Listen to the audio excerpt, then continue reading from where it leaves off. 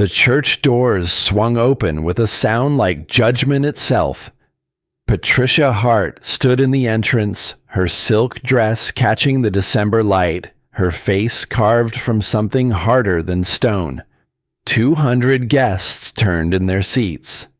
At the altar, Marcus Thompson's hand tightened around Catherine's, his daughter Lily freezing mid-step in her flower girl dress. Patricia's voice cut through the organ music. "Wait, I need to say something." The screen went black. 8 months earlier. Marcus cracked eggs into the bowl with the precision of a man who'd done this exact routine for 4 years. The kitchen clock read 6:45. Lily would wake in exactly 7 minutes, like she always did. Her internal alarm more reliable than any device. The chocolate chips sat measured in a small dish.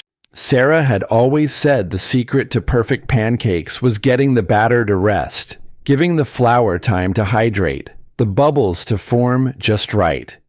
He didn't think about Sarah much anymore. Not in the sharp way that used to cut him open at random moments. Cancer had taken her when Lily was 3, and grief had a statute of limitations when you had a 7-year-old who needed breakfast. The rent receipt sat on the counter where he'd left it last night. $800. Due in 6 days. The bank statement underneath showed $247.38. His paycheck from Morrison and Associates would clear tomorrow.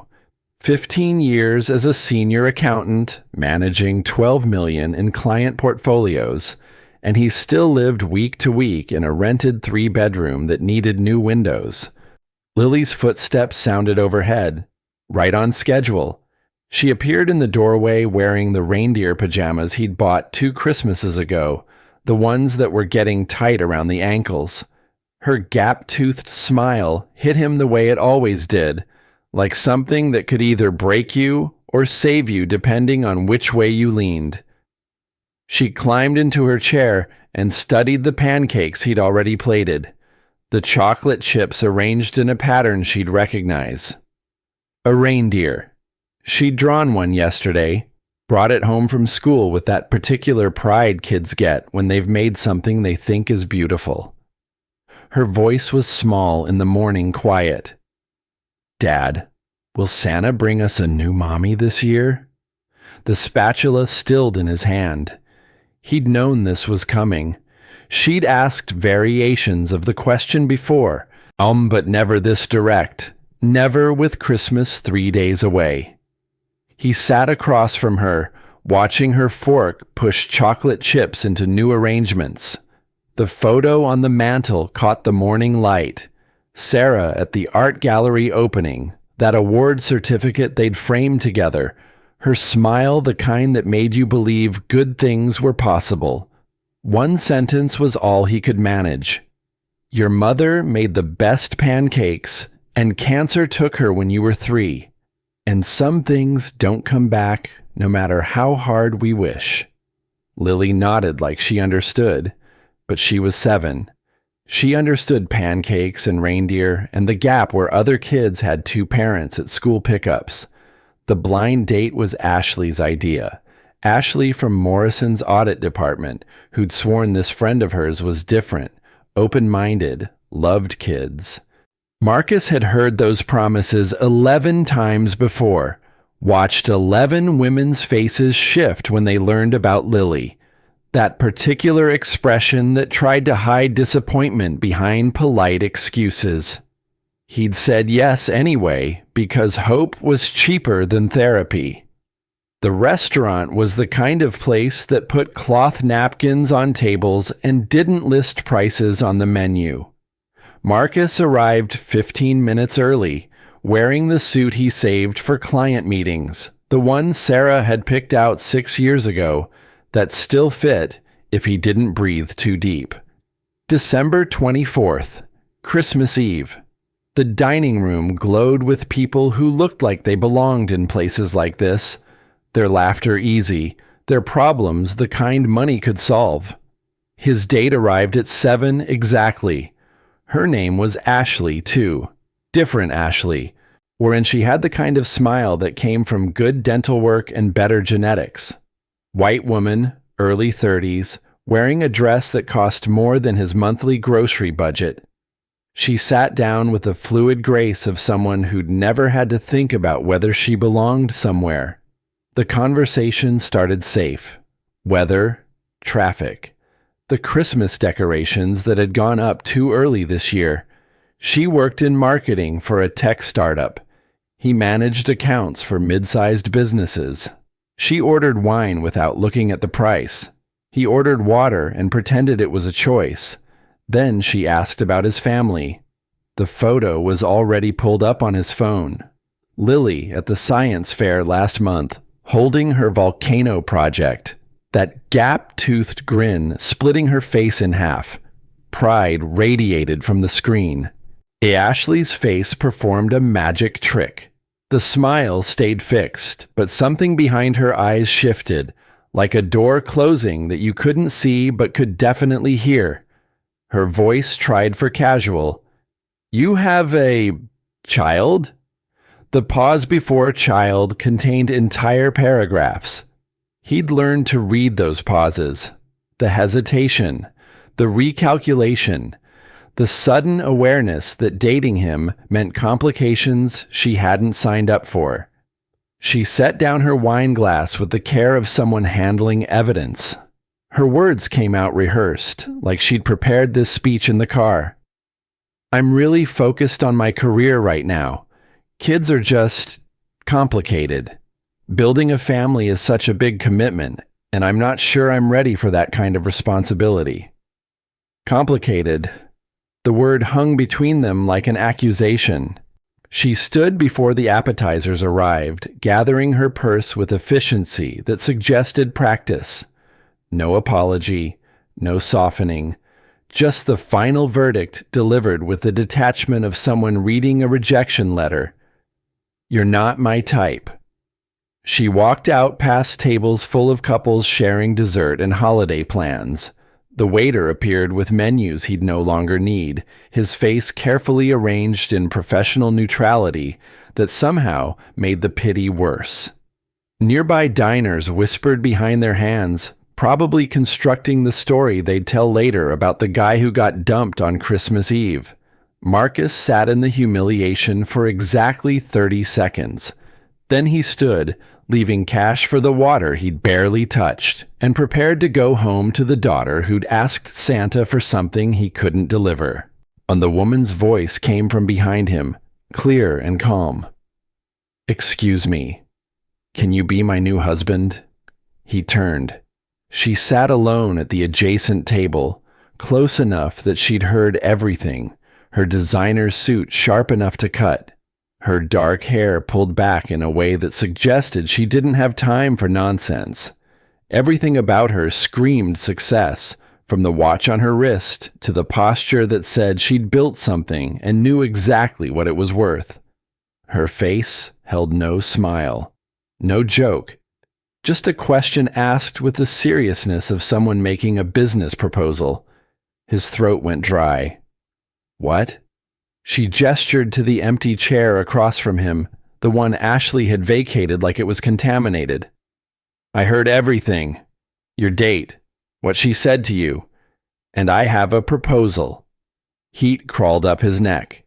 A stranger had witnessed his 12th rejection in 6 years, had cataloged his failure in real time. But she wasn't looking at him with pity. She was looking at him like he might be the answer to a problem she'd been trying to solve.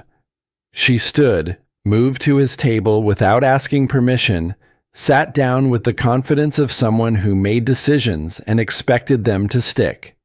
Up close, she was maybe 35, with the kind of face that was striking rather than pretty, built for boardrooms rather than magazines. Her voice carried the same directness as her proposal. "My family has been pressuring me to get married for 3 years. They parade eligible men in front of me at every holiday, like I'm supposed to pick one off a shelf based on pedigree and tax brackets. She pulled out her phone, showed him a company website, Heartsoft Solutions, her face in the executive headshot, the bio listing her as founder and CEO, 200 employees, 50 million in annual revenue, a company she'd built from her garage a decade ago. Every man I've dated wanted two things. She set the phone down between them. My money or my connections. I built this from nothing, and now that it's successful, everyone wants a piece, but nobody wants me. The waiter approached with the wine she'd ordered before Marcus arrived. She took it without breaking eye contact. I want a family. The words came out quiet, stripped of business polish. A real one, not a transaction. Just people who care about each other. Marcus found his voice somewhere in his confusion. Why me? I heard you talking about your daughter before your date arrived. You said she drew you a picture of a reindeer this morning. Your voice when you said it. She paused, and for the first time, something vulnerable crossed her face. I can't have children. Medical condition. Endometriosis. Irreversible. When I told my ex-fiancé, he called off the wedding, said he wanted a real family. Anger flared hot in Marcus's chest. That's horrible. It is. She agreed without self-pity. But it's also reality. You have a daughter who needs a mother figure. I want a child but can't have one biologically. You keep getting rejected for being a single father. I keep getting rejected for being unable to conceive. She picked up her wine, met his eyes over the rim. Mathematically, it makes sense. We could help each other. The restaurant noise faded to background static. She was serious. Completely, impossibly serious. You don't know me. His voice came out smaller than he intended. She pulled out a business card, wrote a number on the napkin beneath it. Then let's fix that. Give me your number. Let me meet your daughter. Let's see if this insane idea could actually work. His hands trembled. This was crazy. This was a stranger proposing marriage in a restaurant on Christmas Eve, like she was suggesting a merger between compatible companies. But she wasn't looking at him like he was broken. She wasn't calculating the complications of dating a single father. She was looking at him like he might be the solution she'd been searching for. He pulled out his phone, gave her his number, watched her save it with the same efficiency she probably brought to everything. I mean it. She stood, putting on her coat with practiced movements. I want to meet Lily. Why are you doing this? He had to ask one more time. She looked him straight in the eye, and the vulnerability from earlier returned, raw and real. Because I'm tired of being alone. And I think you are too. She left cash on the table, walked toward the exit with the confidence of someone who'd made thousands of decisions and owned them all. His phone buzzed immediately. A text from an unknown number. This is Catherine. Call me when you're ready. Marcus sat in the expensive restaurant, staring at the message, feeling something he hadn't felt in 6 years. Not quite hope. Not yet. But maybe the possibility of it.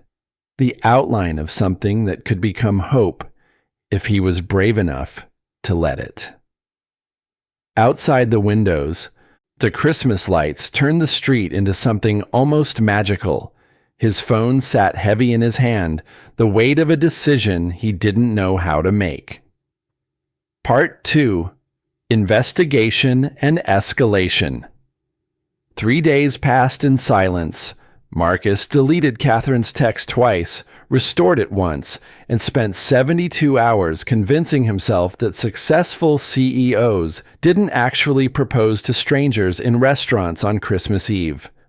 On the 4th day, his phone rang while he was reviewing quarterly reports for a manufacturing client.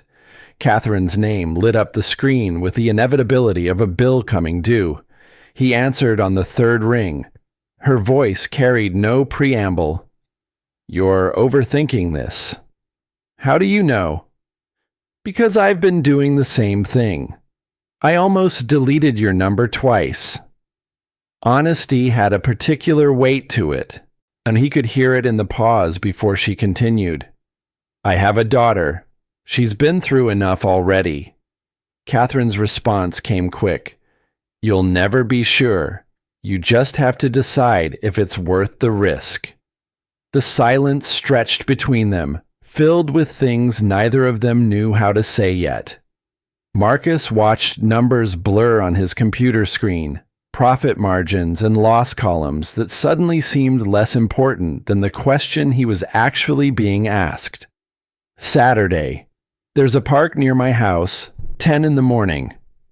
I'll be there." The call ended before either of them could reconsider.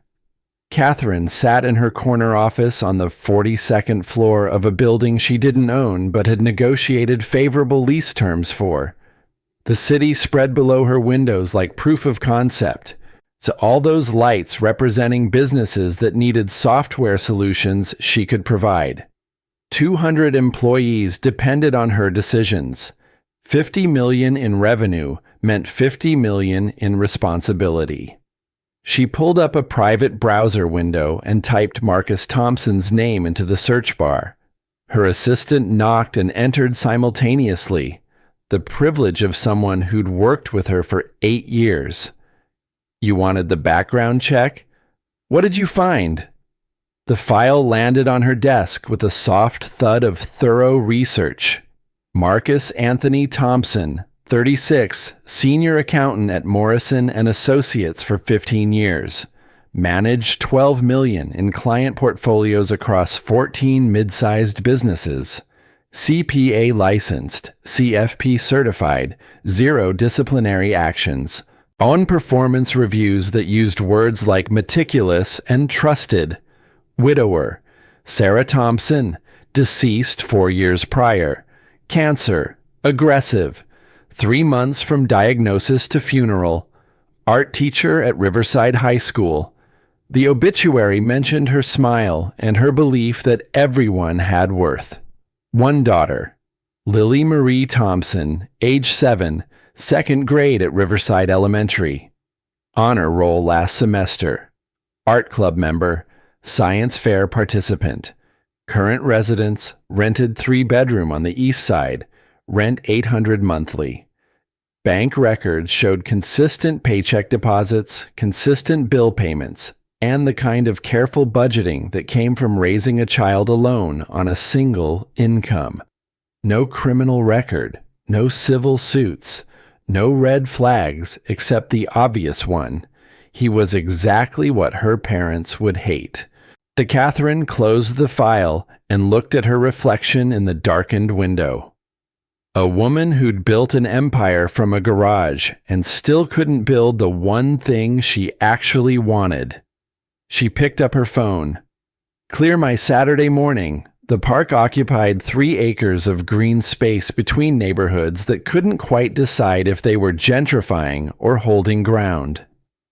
Marcus arrived 15 minutes early with Lily, who'd asked 17 questions in the car about who they were meeting and why her father looked nervous.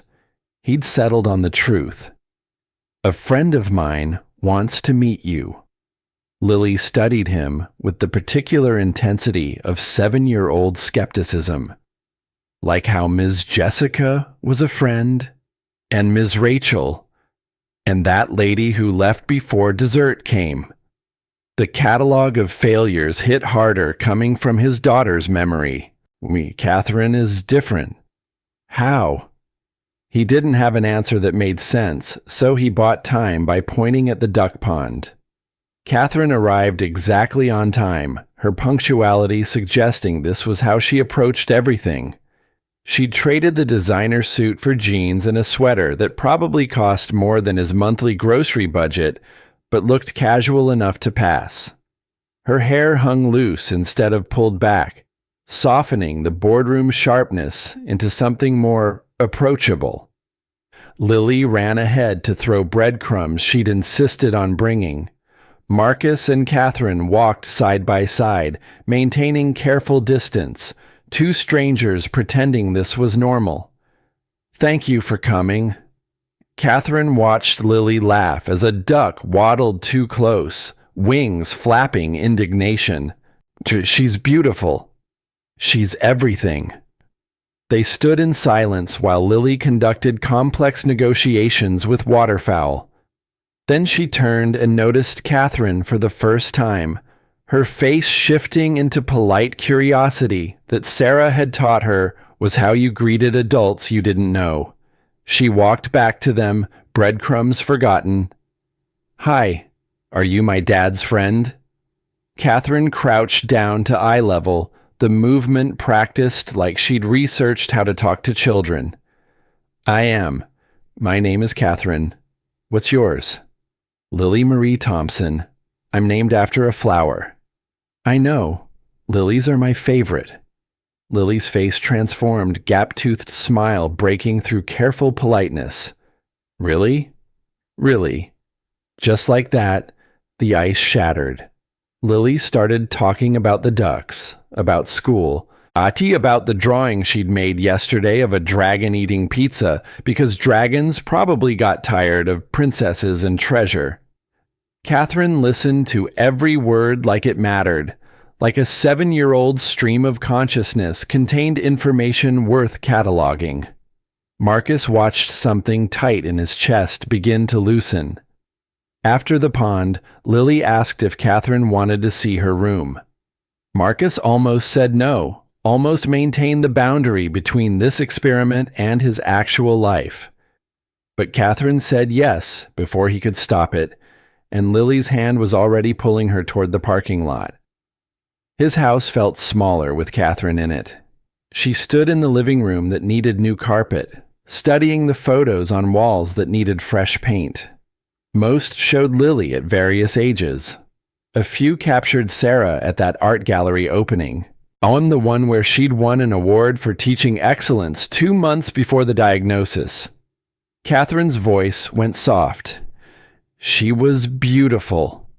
Yeah, the word came out rough. She was. Lily's room exploded with color in defiance of the modest house containing it. Drawings covered every available surface, taped to walls, pinned to bulletin boards, scattered across her desk in various states of completion. Catherine stood in the doorway, taking inventory of the chaos. "Wow," Lily beamed with proprietary pride. "I like to draw." They stayed for an hour. Catherine sat cross-legged on the floor with marker-stained carpet, and drew with Lily, producing a rabbit that looked more like a deformed potato. Lily found this hilarious in the way kids do when adults fail at things they're supposed to be good at. When Catherine left, Lily hugged her goodbye without prompting. Marcus's daughter, who'd learned to be careful with affection, who'd watched too many women disappear, wrapped her arms around a stranger like she'd been waiting for permission. The question came before Catherine's car left the driveway. "Can she come back?" Marcus looked at his daughter, at the hope written across her face in permanent marker. "Do you want her to?" "Yeah, she's nice, and her rabbit was funny."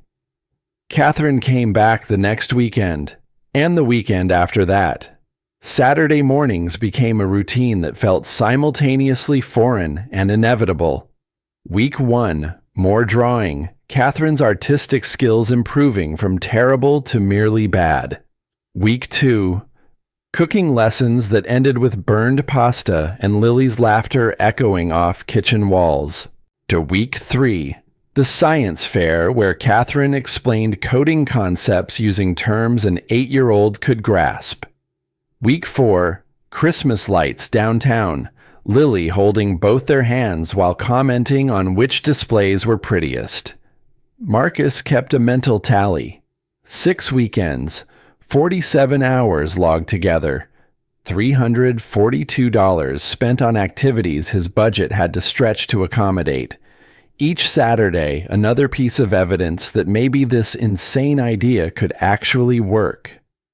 Week 5 brought a movie night where Lily fell asleep on Catherine's shoulder 20 minutes in, drooling slightly on expensive cashmere. Catherine didn't move for the next hour, letting a child she barely knew use her as furniture. Week 6. Lily asked the question Marcus had been dreading. They were making pancakes, in the Saturday morning ritual he'd guarded for 4 years. "Dad, is Catherine going to be my new mom?" The spatula hung suspended over the griddle. Chocolate chips melted into batter while he searched for words that wouldn't promise something he couldn't guarantee. "Would you want that?" Lily considered this with the gravity of someone making major life decisions. "I think so. She's really nice, and she doesn't leave." "Not yet," Marcus didn't say. Instead, "We're taking it slow, baby." "Okay, but I like her. A lot." That evening, Catherine came to his house for the first time without Lily as buffer. She'd asked if they could talk after Lily went to bed, her voice carrying weight that suggested this wasn't casual. They sat in his living room, with coffee going cold between them. Catherine stared at her hands, fingers twisted together in a way that contradicted her usual composure. "Can I ask you something?" "Sure." "Do you think about Sarah when I'm here?" The question landed like a stone dropped in still water. Ripples spread outward, disturbing everything. His hands tightened around the mug he wasn't drinking from. "Yes." "Does it bother you?" "Sometimes I feel like I'm betraying her memory, like I'm replacing something that can't be replaced." Catherine's voice dropped to barely audible. "You're not replacing her. You can't replace someone who was loved. That's not how it works." She talked about her own mother then, about her father's second marriage 10 years after her mother died, how it hadn't erased anything, just made room for something new alongside the old grief. How love wasn't a finite resource that ran out when you used it twice. "I'm not trying to be Sarah. I'm just trying to be part of your lives, if you'll let me." Marcus studied her face. This woman who'd proposed marriage to a stranger and then spent 6 weeks proving she meant it. "I want to. I just don't know if I'm ready." "No one's ever ready." She reached across the space between them, her hand extended like an offering. "But maybe we can figure it out together." He looked at her hand, then her face. She looked scared and hopeful and vulnerable in ways that probably didn't show up in boardrooms. He took her hand. 2 months dissolved into a routine that felt like the early stages of something permanent. Then Catherine extended an invitation that came with warning bells attached. "My parents want to meet you. Both of you." Marcus's stomach dropped somewhere below his knees. "Are you sure?" "No, but we can't avoid them forever." "What have you told them?" "That I'm seeing someone, that it's serious." The word "someone" carried careful vagueness. "You didn't mention Lily." Catherine's face went tight. "I wanted them to meet you both first. See how good this is before they start making judgments." There it was. The confirmation that her family would judge, would find them lacking, would see Marcus and his daughter as problems to be solved rather than people to be welcomed. They have certain expectations. They won't understand at first. But once they see us together, they'll come around. Marcus wanted to believe her. He wanted to think that love conquered prejudice and that families eventually accepted happiness in whatever form it arrived. But he'd lived 36 years as a black man in America. He knew exactly what certain expectations meant. The dinner was scheduled for Friday night. 5 days to prepare for a test he'd probably already failed. Part 3. Confrontation and Legacy. The Hart family mansion sat behind gates that suggested the people inside had things worth protecting from people like Marcus. Circular driveway, columns framing the entrance like warnings, the kind of house that appeared in magazines about wealth preservation and legacy planning. Lily pressed her face against the car window, breath fogging the glass. Wow, is this where Catherine grew up? I guess so. His hands were sweating. He'd worn his best suit. It's the one that said senior accountant without screaming it, the one that fit well enough to suggest competence, but not success. Lily wore the white dress Catherine had bought her last week, something with lace that probably cost more than Marcus spent on groceries in a month. Catherine met them at the door in heels and a dress that transformed her back into the woman from the restaurant. Hair pulled back, makeup precise. Every inch the CEO's daughter rather than the woman who sat on his living room floor drawing deformed rabbits. She led them inside, marble floors that echoed their footsteps like accusations, crystal chandeliers throwing light that cost more to run than his electric bill, art on the walls that wasn't prints from Target, but actual paintings with signatures in corners and insurance policies attached. Patricia Hart stood in the formal living room wearing pearls and an expression that could freeze water. Tall, elegant. Everything about her screamed old money and older expectations. Her eyes swept over Marcus and Lily with the efficiency of someone conducting inventory and finding it lacking. Mother, this is Marcus, and this is Lily. Patricia's smile belonged on corporate headshots. How lovely. Please sit down. Robert Hart appeared from wherever wealthy men materialized from. He shook Marcus's hand with a grip designed to evaluate rather than welcome, then settled into a chair that probably cost more than Marcus's car. The formal dining room featured 7 courses and 3 different forks.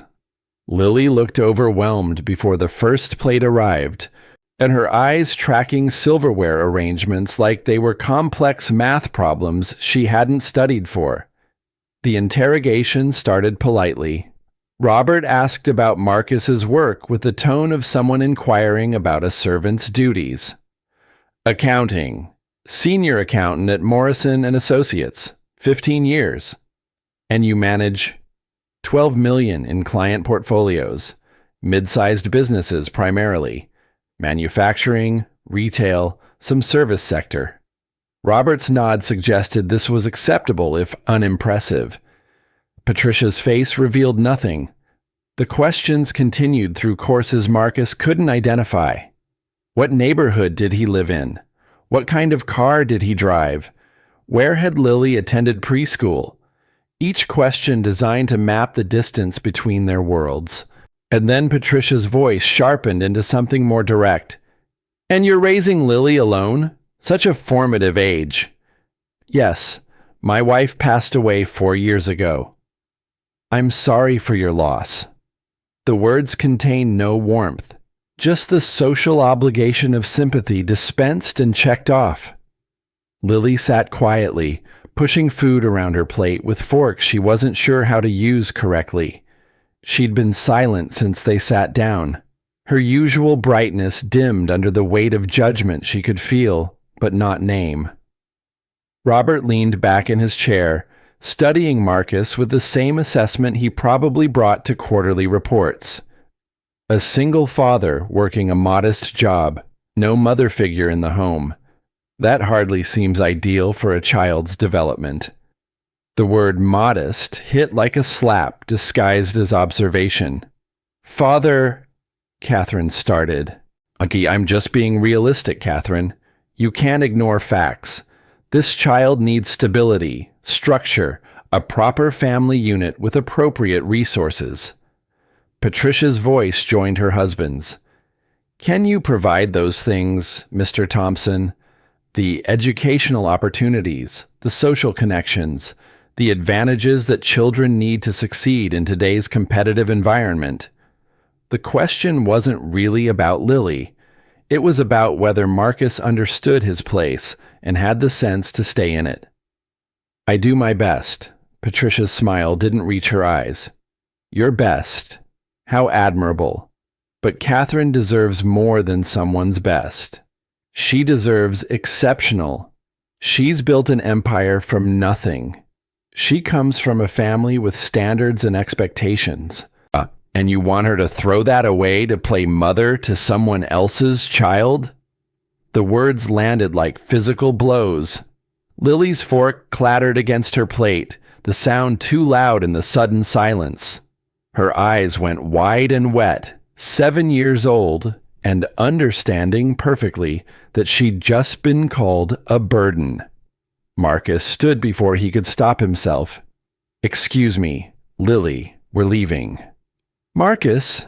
Catherine rose too, her face stricken. No.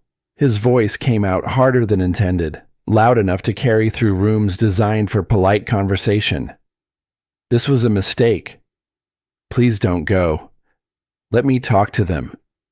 Talk to them? He gestured at her parents, at the mansion, at the crystal and marble and everything that represented the distance between their worlds. They just called my daughter a burden. Why, there's nothing to talk about.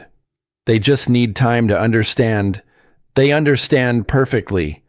His voice dropped but didn't soften. We're not good enough for you. And maybe they're right. Don't say that. Marcus took Lily's hand.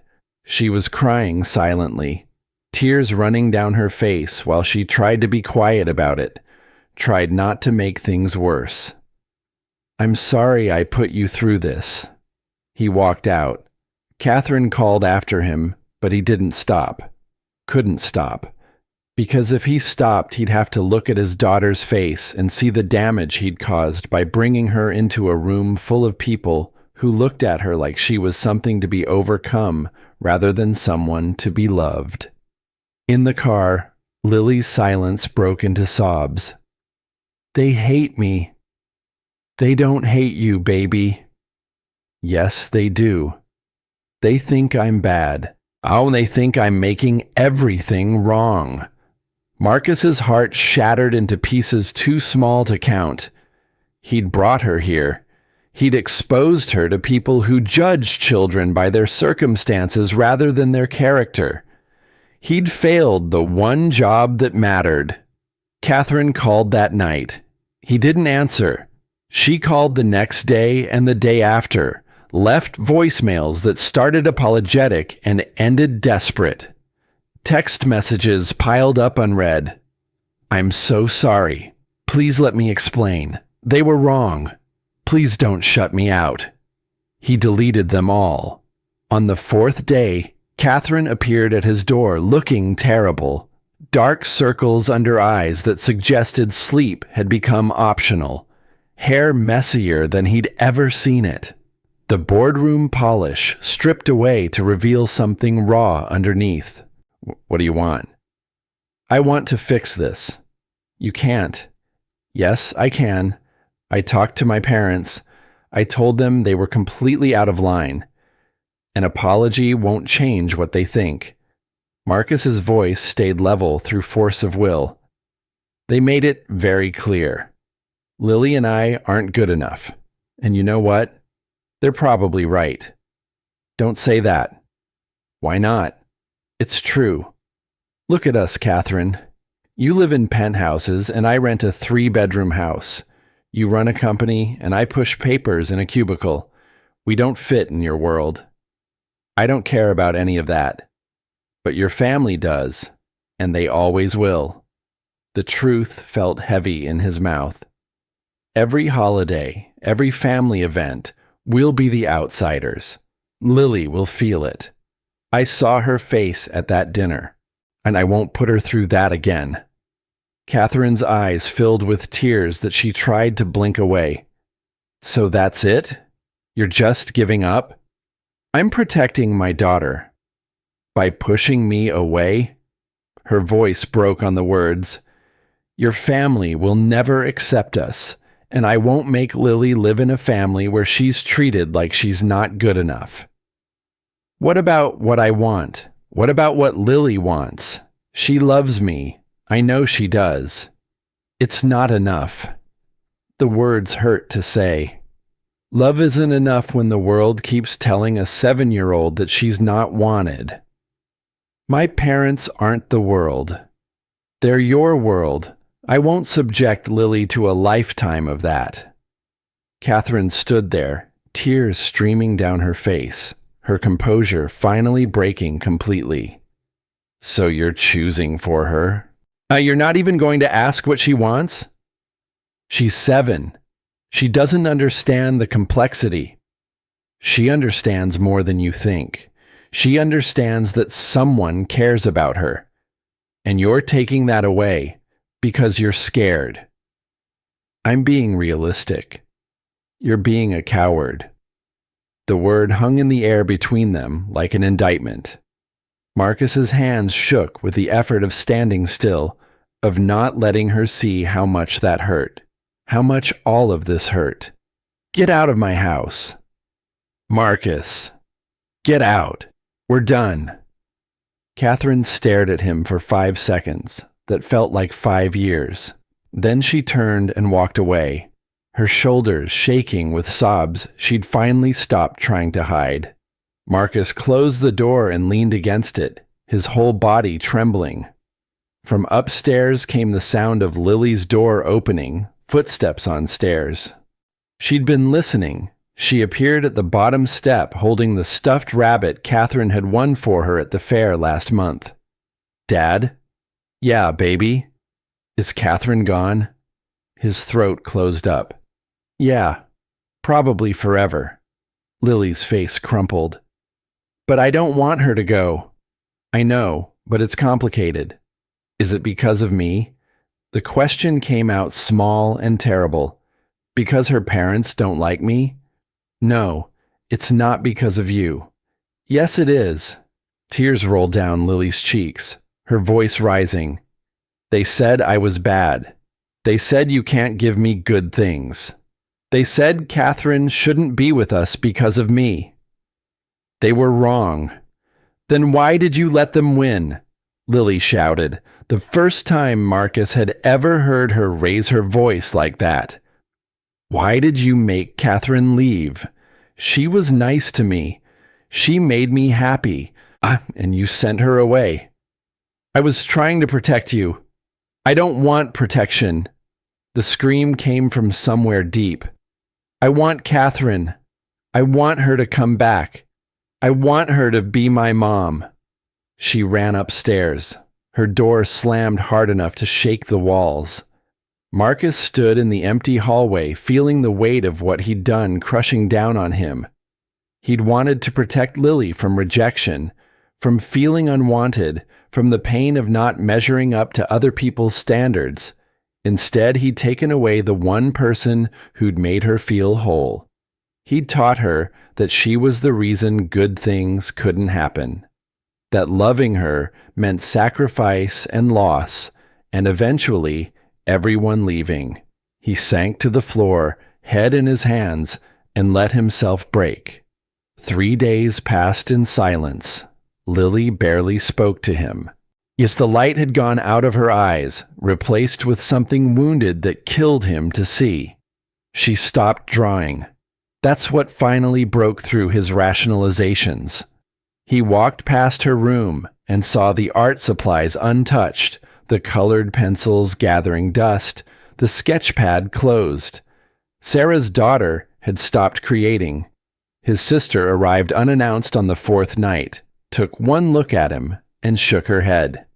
You look like hell. Thanks. Where's Lily? Upstairs, avoiding me. Sarah sat on the couch without asking. What happened? Marcus told her everything. The dinner, the rejection, Catherine showing up, the fight, Lily screaming, the silence that followed. Sarah stayed quiet for a long time after he finished. Then, you're an idiot. I was trying to protect Lily. From what? From being happy? Sarah leaned forward, her face serious. You just taught her that she's the reason you can't be happy, that loving her means sacrificing everything else. The words hit like punches to vital organs. That's not what I meant. But that's what she learned. Marcus, I love you. You're a great father. But sometimes you're so busy protecting Lily from imaginary future pain that you're causing real pain right now. Catherine's parents hate us. So what? So they're terrible people. That doesn't mean you have to let them win. Sarah's voice softened. You're teaching Lily that when things get hard, you give up. That people like us don't deserve to fight for happiness. She stood, moved toward the door, stopped. Sarah would have fought. Your wife would have told those people exactly where they could shove their judgment. She would have chosen love over fear. She would have been brave. The door closed behind her, leaving Marcus alone with truth he'd been avoiding. Sarah would have fought. His wife, who'd believed everyone had worth regardless of their background, who'd taught art to kids other teachers had given up on, who'd faced down cancer with more courage than he was showing now, would have been brave. And what had he done? Run. Let fear make his decisions. Failed both Lily and Catherine while telling himself it was protection. But maybe it wasn't too late. Marcus went upstairs, knocked on Lily's door. Silence answered. Lily, please, I need to talk to you. More silence. I made a mistake, a big one, and I need your help to fix it. The door opened slowly. Lily stood there, eyes red from crying, holding the stuffed rabbit like armor. What mistake? Marcus knelt down to her level. I let fear make my decisions. I was so scared of you getting hurt that I pushed away someone who loves you. Catherine. Yeah, Catherine. He took a breath. I was wrong. Her parents were terrible. But that doesn't mean she is. That doesn't mean we have to let them win. Lily's lip trembled. But they hate me. They don't know you. And even if they never change, that doesn't make them right. Marcus took her hands. You are good enough. You are amazing. And anyone who can't see that doesn't matter. Do you really mean that? I really do. I love you more than anything in this world. And I thought protecting you meant keeping you away from people who might hurt you. He swallowed hard. But I was wrong. Real protection means teaching you to stand up to those people, to know your own worth, to fight for what matters. Catherine matters. She does. So I need to know something. He met her eyes. Do you still want Catherine in your life, even knowing her family might never accept us? Lily nodded immediately. Yes, I want her. I don't care about her mean parents. I just want Catherine. Then I'm going to fight for her. I'm going to try to make this right. He paused. But she might not forgive me. Lily threw her arms around his neck with 7-year-old certainty. She'll forgive you. She loves us. Marcus held his daughter tight and hoped she was right. He called Catherine that night, straight to voicemail. Called again the next morning. Same result. Texted. Nothing. On the third day, he drove to her office building, that 42-story monument to success he'd never had the courage to visit before. The receptionist looked at him like he was lost. I need to see Catherine Hart. Ms. Hart isn't seeing anyone without an appointment. Please, just 5 minutes. Tell her Marcus Thompson is here. Tell her I was wrong. The receptionist made a call, spoke quietly, listened. 2 minutes later, Catherine appeared in the lobby, looking exhausted and beautiful and angry. What do you want? To apologize, to beg you to give me another chance. Her face stayed carefully neutral, giving nothing away. You made your position clear. I was wrong. The words tumbled out, desperate and honest. I was scared, and I was wrong. Your parents were horrible, and I let them win. I pushed you away because I thought I was protecting Lily, but instead I hurt her worse than anyone else ever could. Catherine's expression cracked slightly, something vulnerable showing through. She misses you. She wants you back. And so do I. You called me a mistake. I was the mistake, not you. Never you. Marcus stepped closer. You've been nothing but good to us, and I threw it away because I was a coward. My family will never accept you. You were right about that. I don't care. Let them try. The certainty in his voice surprised him. I don't need their approval. I just need you. Lily needs you. We need you, Catherine. And I'm willing to fight for that. I'm willing to stand up to your parents, to anyone who tries to tell us we don't belong together. Catherine's eyes filled with tears. She wasn't hiding anymore, because we do belong together. Marcus's voice dropped but didn't waver. I'm sorry I hurt you. You're not a substitute. You're not temporary. You're the person I want to build a life with. I love you, Catherine. I'm in love with you. And I want you in our life. She covered her mouth with her hand, tears spilling over. If you'll give me another chance, I'll spend every day proving I mean it, that you matter, that you belong. Catherine stood there trembling for 3 heartbeats. Then she stepped forward and collapsed against his chest, sobbing. He caught her, held her while she shook. I was so hurt. I know. I'm sorry. I thought you didn't want me. I want you. He spoke into her hair. God, I want you so much. They stood like that in the lobby of her company while employees walked past, trying not to stare. When Catherine finally pulled back, her face was blotchy and wet and beautiful. What now? Marcus didn't hesitate. Now you come home. That evening, Catherine showed up at their house with new art supplies for Lily. The door opened and Lily froze in the entrance, eyes going wide. Hi. Catherine's voice was soft, uncertain in ways Marcus had never heard before. Lily launched herself forward, wrapped her arms around Catherine's waist, and held on like she'd never let go. I'm sorry your parents don't like me.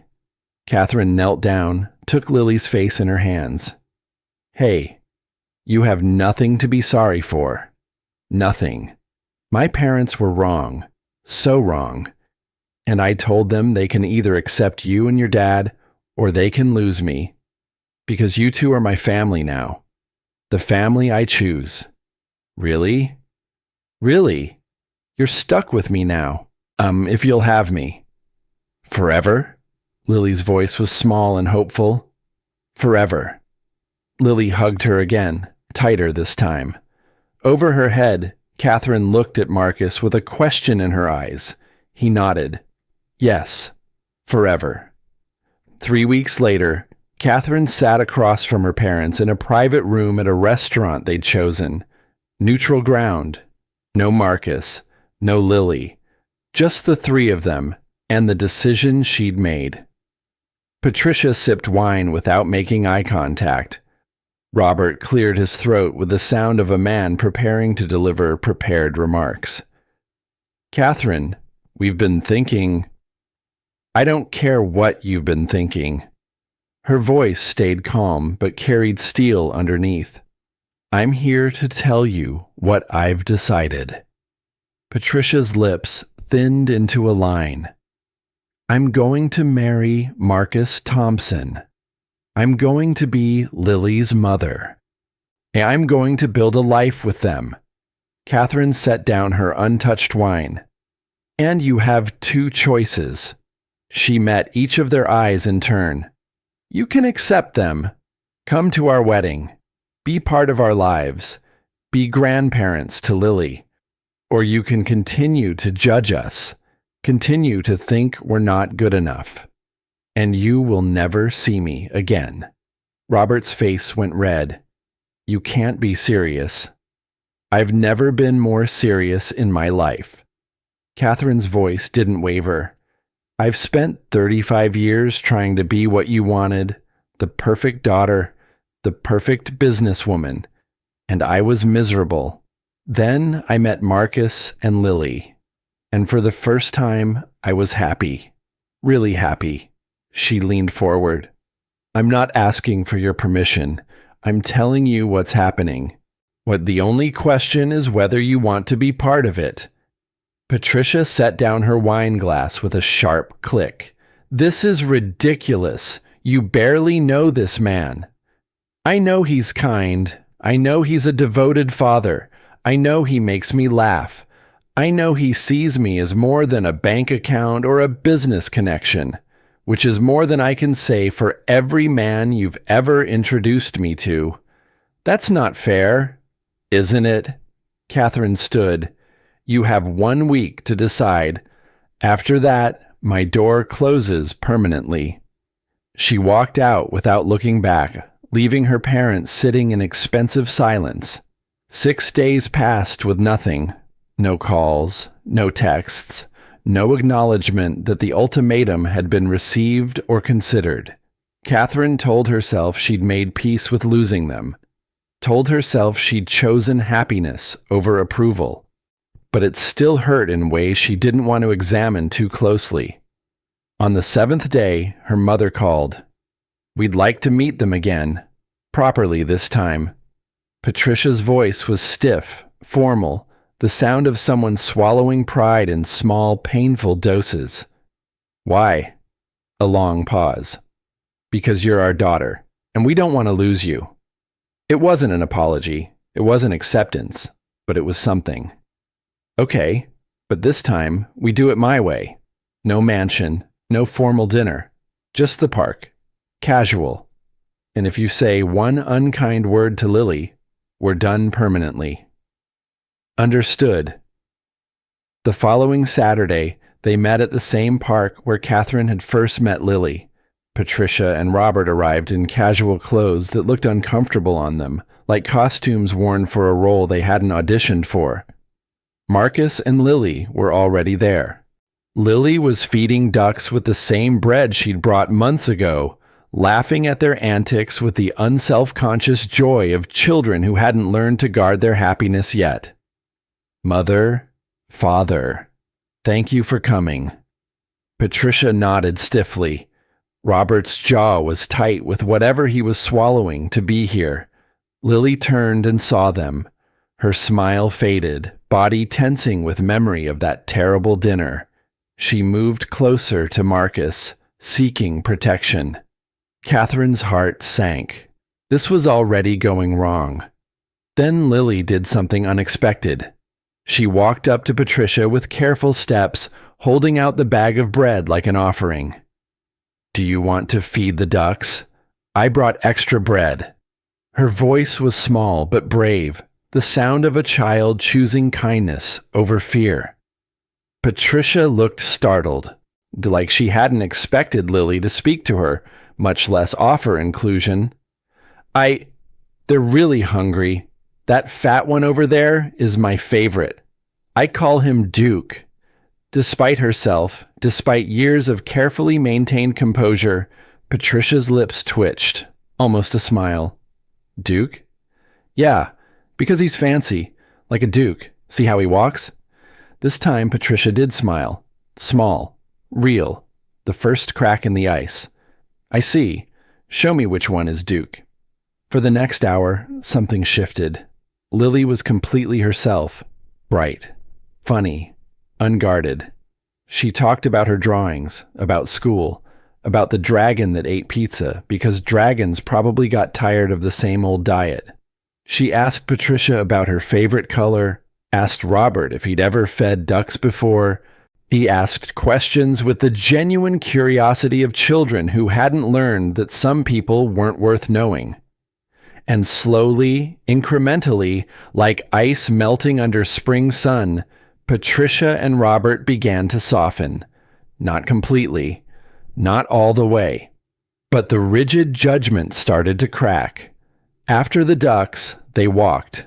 Lily ran ahead looking at flowers, pointing out clouds that looked like animals. Patricia watched her with something new in her expression. She's very energetic. Not a criticism, just observation. She is. Patricia was quiet for a moment. Raising a child alone must be difficult. It wasn't an apology, but it was acknowledgement. It is sometimes, but she makes it worth it. They watched Lily cartwheel across grass, fall, get up laughing without missing a beat. Robert spoke for the first time since arriving. Catherine tells us you work in accounting. Morrison and Associates. I do. 15 years, senior accountant. Robert nodded, still evaluating, but asking questions instead of making pronouncements. By the end of the afternoon, things weren't perfect. Patricia and Robert hadn't suddenly transformed into warm, accepting people, but they'd shown up. They'd spent time with Lily. They'd seen her as a real child rather than an abstract problem. It was a start. As they were leaving, Patricia stopped, looked at Marcus with visible effort. You seem like a good father. It wasn't much, but it was more than before. Thank you. 3 weeks later, Marcus's house at 9 p.m. Lily was asleep upstairs, finally settled after a bedtime story that had required 3 encores. Marcus and Catherine sat on the couch in comfortable silence, and her head on his shoulder, his arm around her waist. My mother called today. Yeah? She apologized for that first dinner, said she was cruel, that she judged you unfairly. Marcus processed this miracle. What did you say? I said thank you, and that she should tell you herself. Catherine shifted to look at him. She will. Next Sunday dinner. They're coming here. Here? To my house? Our house. Catherine's voice was firm. If that's what you want. Marcus pulled her closer. That's what I want. They sat in the quiet, both thinking about how far they'd come from that Christmas night. From a stranger's impossible question to Sunday dinners and second chances. Catherine slid off the couch, got down on one knee before Marcus could process what was happening. She pulled a ring box from her pocket with the same confidence she brought to everything. Marcus Thompson, will you marry me? Will you let me be Lily's mom? Will you build this life with me? His heart stopped. His breath caught. His entire world narrowed to this woman kneeling on his living room floor, offering him everything he'd ever wanted. Yes. God, yes. Catherine laughed and cried and pulled the ring from the box, slipped it onto his finger with hands that shook slightly. They kissed while sitting on the floor of his rented house, both of them trembling. Lily's footsteps sounded overhead, the creak of her door opening, small feet on stairs. She appeared in the doorway, rubbing her eyes. What's happening?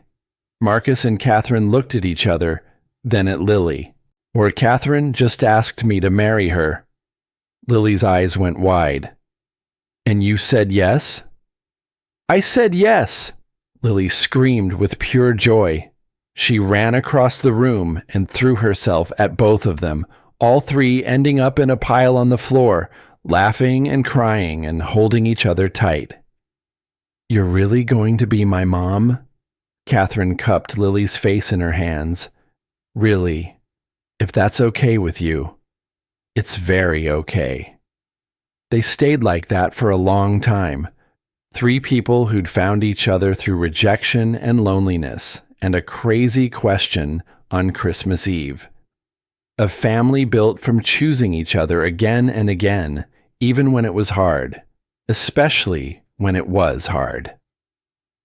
8 months later, Marcus stood at the altar in a small church, watching Catherine walk toward him in a white dress that made his breath catch.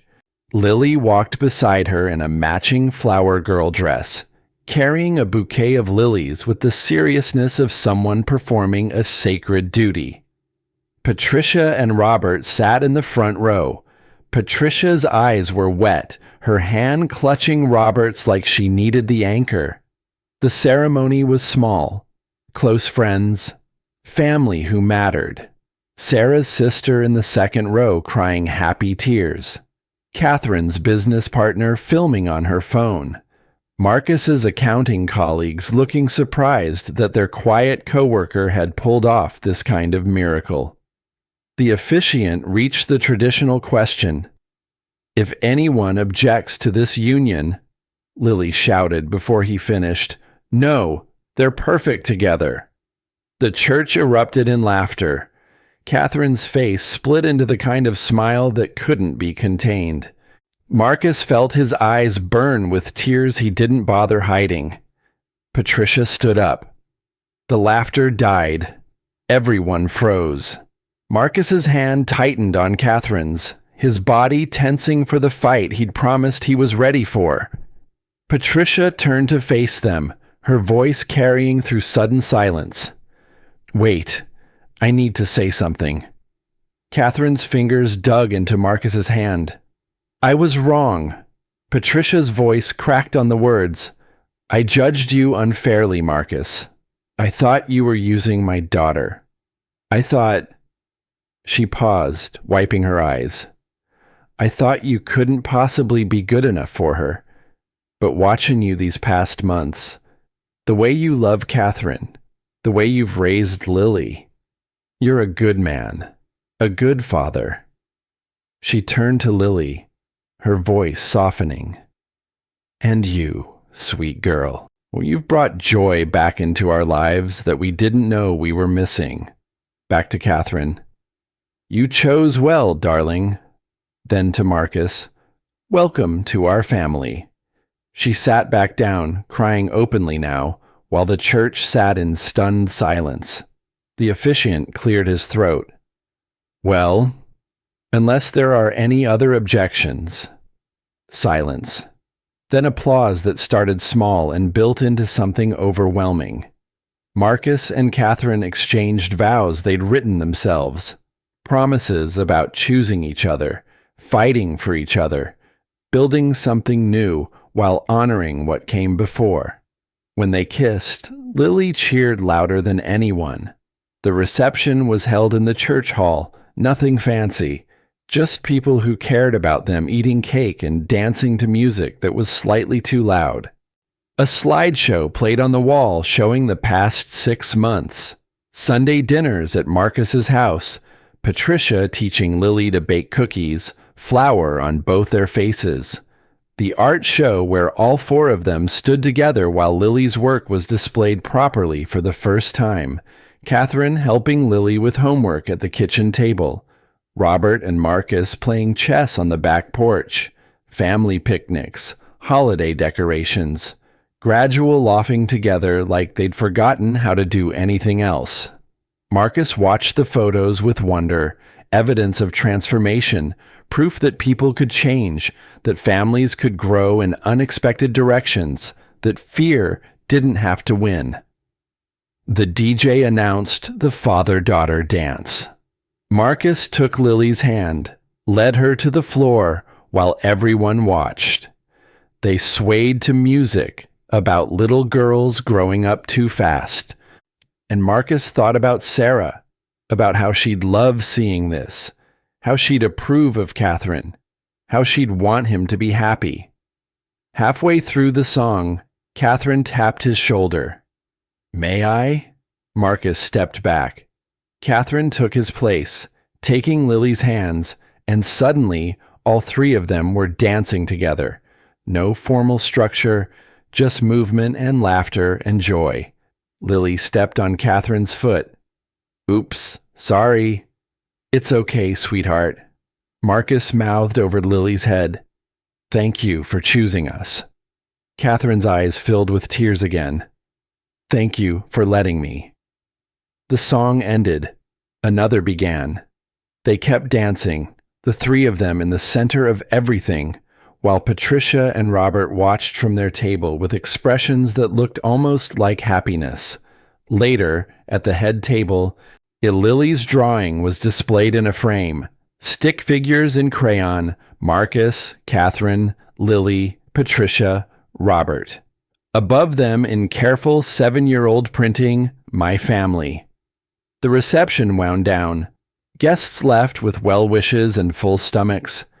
Patricia approached Marcus while Catherine was saying goodbye to her business partner. "I want to apologize. Directly. No audience." Marcus turned to face his new mother-in-law. "Okay. I was cruel at that first dinner. I said terrible things about you and Lily. I judged you based on things that don't matter. On prejudices I should have outgrown decades ago." She took a breath. "You're a good man. You make my daughter happy. You're raising a wonderful child. And I'm sorry I made you feel like you weren't good enough. I appreciate that. I'd like to be part of Lily's life. If you'll let me. If you think I've earned that."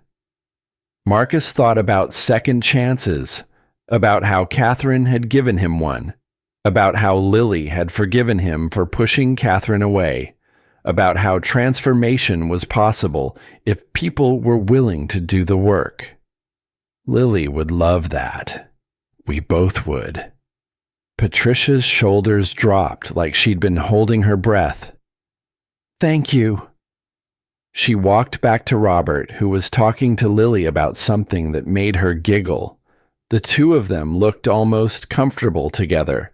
Catherine slipped her hand into Marcus's. "Ready to go home?" "Home. Our home." The words felt right in ways that transcended addresses and ownership papers. "Yeah, let's go home." They left together, the three of them, walking through doors that opened into a future that looked nothing like what Marcus had planned, but everything like what he needed. That Christmas night, a stranger had asked an impossible question.